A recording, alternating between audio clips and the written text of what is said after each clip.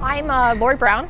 I have a small farm here in Harley. Prior to actually being a farmer, I worked in supply chain management. So turning into a farmer full-time was a little crazy. Everybody thought I was quite nuts.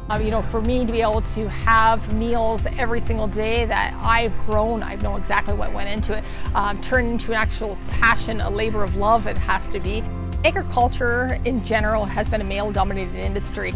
I think now, compared to 10, 15 years ago, it is a lot easier. I think there's been enough women that have been able to break ground. So we were one of the first artisanal chicken farmers in Brant County. We're actually one of the first 29 farms in all of Ontario. Me and my husband both grew up in the country, and we visit occasionally the farm or had extended family that would farm. But we knew we wanted to live out into the country and start growing and raising our own food. We moved out into Brant County about 13 years ago, and we bought the farm.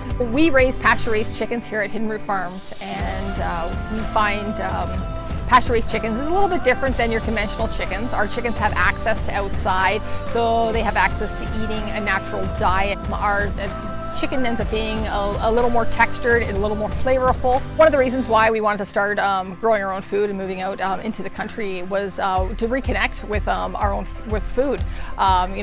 Food is the fuel for our bodies, for our energy, for life. So knowing where our food is grown and the care that it's taken, to get it from the field to your plate, understand every single step and to be involved with that, and to reconnect. I think there's such a disconnect in today's society of where food is coming from.